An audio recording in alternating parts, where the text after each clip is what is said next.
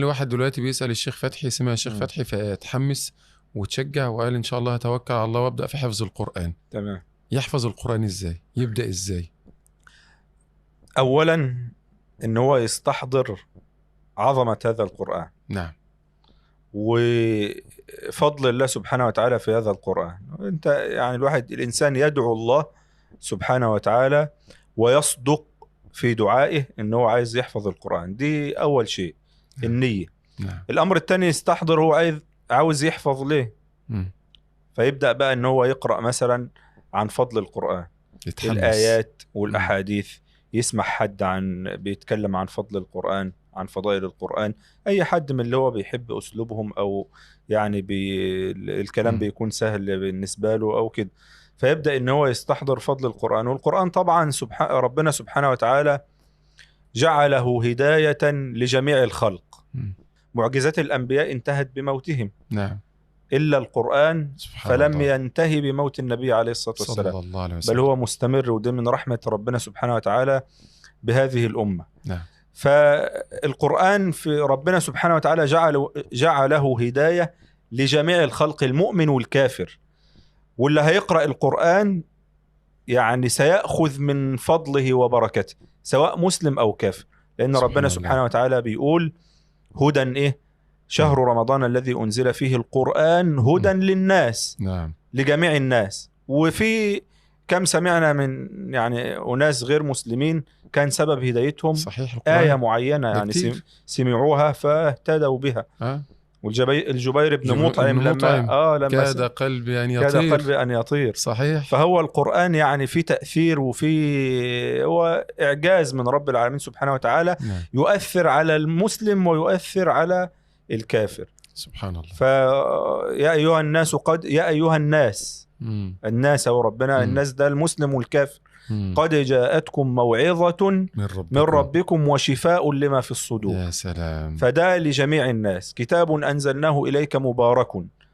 فالكتاب نفسه مبارك للجميع، فمن قرأه بصدق وهداية ربنا سبحانه وتعالى يضفي عليه يعني من رحمته وبركته سبحانه وتعالى. جميل. يبقى أول حاجة فأول الصدق.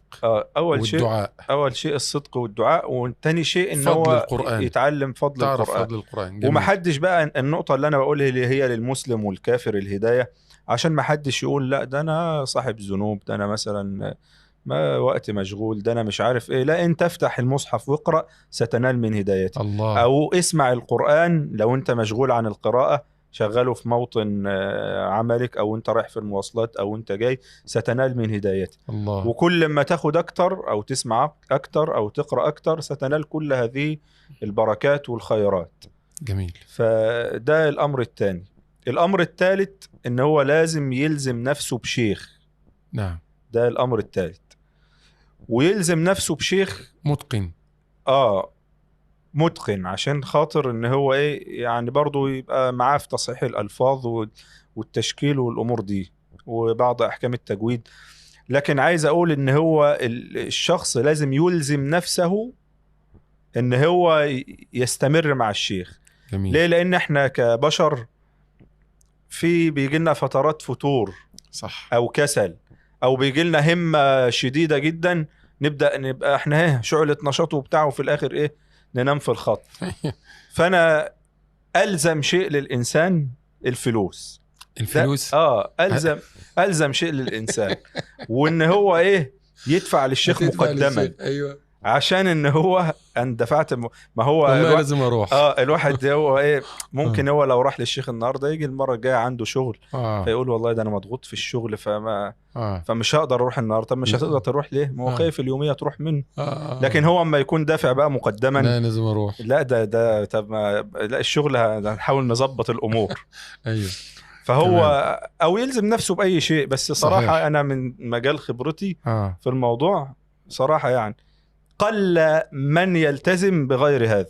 سبحان الله.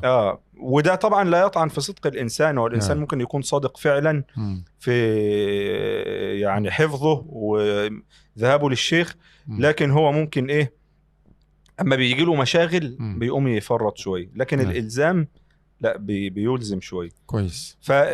تبقى قلنا أول حاجة صدق النية، تاني شيء فضل التعرف القرآن. على فضل القرآن عشان يصحح نيته برضه ويديه شعلة نشاط وشرارة ان هو يبدأ يشتغل.